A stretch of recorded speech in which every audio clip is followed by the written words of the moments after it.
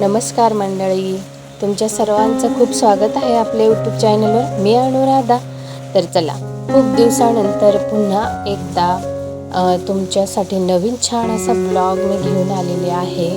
मधल्या काही दिवसात व्हिडिओ अपलोड करता आला नाही, पण चला आजपासून पुन्हा सुरुवात करत आहे आणि सुंदर दैनंदिन दिवसाची सुरुवात छान आजच्या ब्लॉगमध्ये आपण करत आहोत.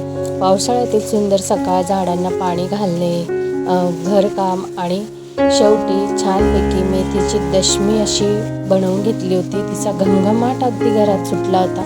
झणझणीत हेल्दी चटणी रेसिपी तुमच्यासोबत मी शेअर करणार आहे, त्यामुळे हा व्हिडिओ शेवटपर्यंत नक्की बघा. आणि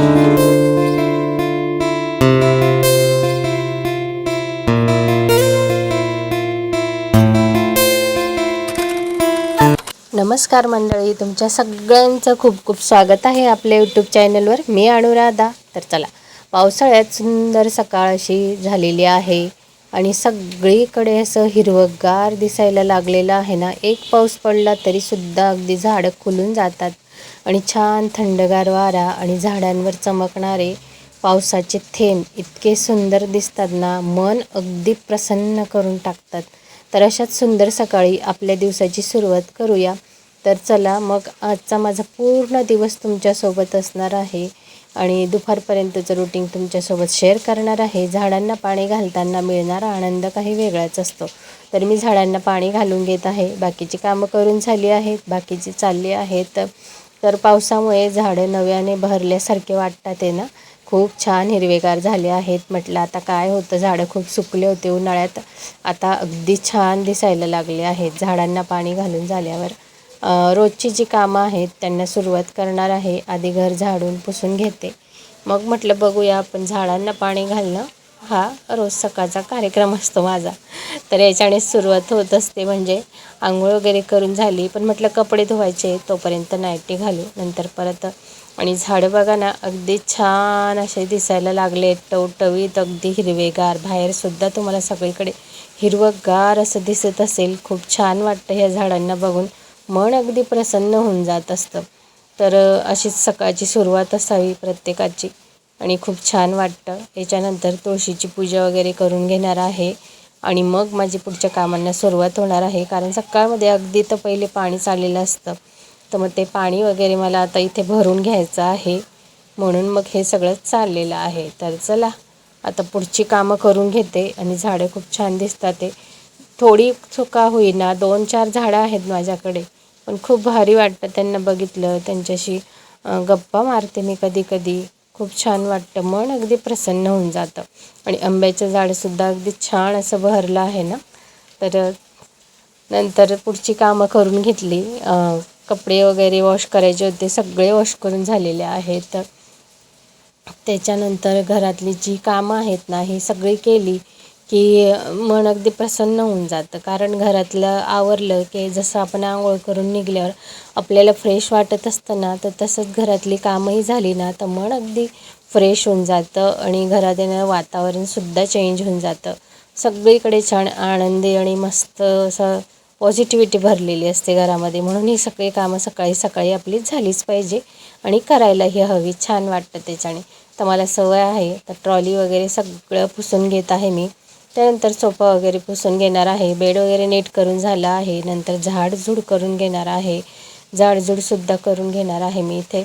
आणि छान वाटतं अशी सगळी कामं सकाळी झाली की मग त्याच्यानं सगळ्यात आधी तर कपडे धुवून घेते मी.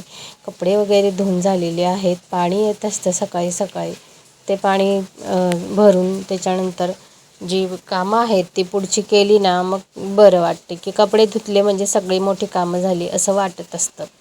तर अशाच पद्धतीने मी इथे कामं करून घेत असते. आणि झाडपूस स्वच्छता करून घेतली की अगदी पॉझिटिव्हिटी निर्माण होत असते सगळीकडे आणि नवीन ऊर्जा आपल्याला कामं करण्याची येत असते. म्हणजे अगदी आपलं कामं करण्याचा उत्साह वाढत असतो. सकाळी सकाळीच आपण जर कंटाळा केला, थोडासा आळसपणा केला ना, तर कामं करायचा दिवसभर कंटाळा येत असतो. तर अशा पद्धतीने मी इथे कामं करून घेते सगळे. आणि त्याच्यानंतर पोछा वगैरे मारून घेणार आहे. सतीशंते असले म्हणजे ते देवपूजा वगैरे करून घेतात, मग ते नसले तर मग देवपूजा वगैरे करावी लागते. मग ते पूजा वगैरे करता, मी तुळशीची पूजा वगैरे करून घेते. तर आता सगळं आवरून घेते, सगळ्या कानाकोपऱ्यातून झाडझूड करून घेणार आहे. पावसाळ्यात तसंही थोडीशी डस्टिंग केली गेली पाहिजे. माशा वगैरे होतात, ते होतात, झुरळ होता, म्हणून स्वच्छ ठेवलं ना तर तितकं काहीही होत नाही. त्यानंतर आता स्वयंपाकाची तयारी करून घेणार आहे मी इथे. तर आता किचनमध्ये आली होती, मग म्हटलं चला आता फ्रीजमध्ये कोणकोणत्या भाज्या आहेत, काय आहे, काय बनवायचं. भाज्या जरी असल्या ना तरी प्रश्न असतो, आता कोणती भाजी बनवू. तर रोज नवीन पदार्थ करायचा असेल ना तर ते आधी घरात काय आहे हे बघून घेते आणि त्याच्यानंतर मग मी ठरवत असते. आणि ते ठरवायला खूप महत्त्वाचं असतं की आधी काय आहे ते बघावं, नंतर मग ठरवून घ्यायचं. मग आता बाजारातून आणलेल्या ज्या भाज्या होत्या त्या व्यवस्थित धुवून स्वच्छ करून ठेवून घेणार आहे मी इथे. आणि मग पावसाळ्यात भाज्या स्वच्छ पूर्ण खूप गरजेचं असतं, कारण त्याच्यावर बारीक मासे, कीटके, बारीक बारीक आळ्या वगैरे झालेल्या असतात. स्वच्छ साफ करून घ्यायच्या आणि मग ठेवायच्या. आणि पालेभाज्या वगैरे वॉश नाही करायच्या, त्या अशाच ठेवून घेते मी पेपरमध्ये गुंडाळून आणि मगच हे करत असते. तशाही भाज्या कमी भेटायला लागतात नंतर, खूप पाऊस जर पडला ना तर मग डाळ वगैरे असं तसं भाजीला बनवत असते.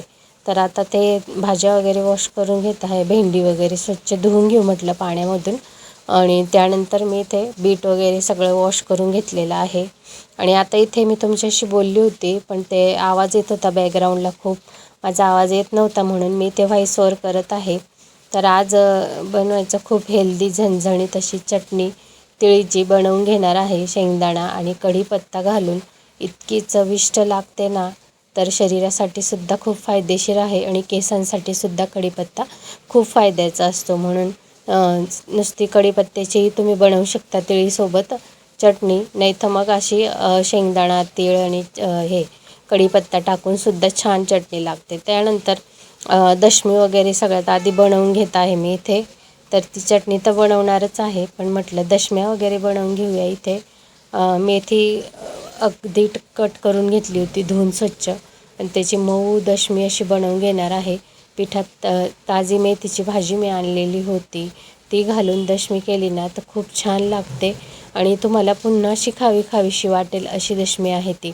तर पावसाळ्यात गरमागरम दशमी आणि झणझणीत मीने सांगितली ती चटणी, असं कॉम्बिनेशन खूप छान लागतं आणि खूप चविष्ट लागतं. तर अशी दशमी तुम्हीसुद्धा बनवता का तुमच्याकडे? मला नक्की कमेंटमध्ये सांगा. तुम्ही कोणत्या पद्धतीने बनवतं तेही मला सांगा. दशमीमध्ये मी बाजरीचं पीठ, ज्वारीचं पीठ, गव्हाचं पीठ, चण्याचं पीठ, थोडं तांदळाचं पीठ अशी पिठं मिक्स करून घेतली आहेत. आणि त्याच्यामध्ये मेथीची भाजी, अद्रक लसूणची पेस्ट, कांदा वगैरे पेस्ट असं टाकून छान पीठ भिजवून घेतलं होतं आणि मग त्याची दशमी बनवली. आता इथे चटणी बनवून घेणार आहे. आणि चटणीसाठी मी तीळ वगैरे साफ करून घेतली, तीळ भाजून घेतले, थोडे शेंगदाणे भाजून घेतलेले आहे. आणि त्याच्यानंतर कढीपत्ता जो होता ना तो सुद्धा भाजून घेणार आहे. तो फक्त भाजायचा आहे, क्रिस्पी करायचा आहे. तर अशा पद्धतीचं साहित्य आहे. मीठ, लाल मिरची पावडर, जिरं आणि लसूण थोडा जास्तीचा घ्यायचा आणि तीळ आणि शेंगदाणे अशा पद्धतीने सगळं भाजून काढून घेतलेलं आहे. आणि मिक्सरच्या भांड्यामध्ये ही चटणी ग्राइंड करून घ्यायची आहे. खूप चविष्ट लागते. आता हिला ग्राइंड करून घ्यायचं आहे. जिरं वगैरे मीठ सगळं काढून घेतलं तर सगळं मिक्स करून छान चटणी इथे एकदम बारीक नाही करायची, थोडीशी दरदरी ठेवायची आणि छान चटणी इथे वाटून घ्यायची आहे. खूप चविष्ट लागते. तर अशी आजचा हा माझा छोटासा व्लॉग होता. आजच्या माझ्या या छोट्याशा तुम्हाला जर आवडला असेल, ही छान चटणी आवडली असेल तर नक्कीच माझ्या चॅनलला लाईक, शेअर आणि सबस्क्राईब जरूर करा. तर अशाच नवीन रेसिपी बघण्यासाठी चॅनलला नक्कीच सबस्क्राईब करून ठेवा. तर भेटूया पुढच्या सुंदर ब्लॉगमध्ये. तोपर्यंत नमस्कार.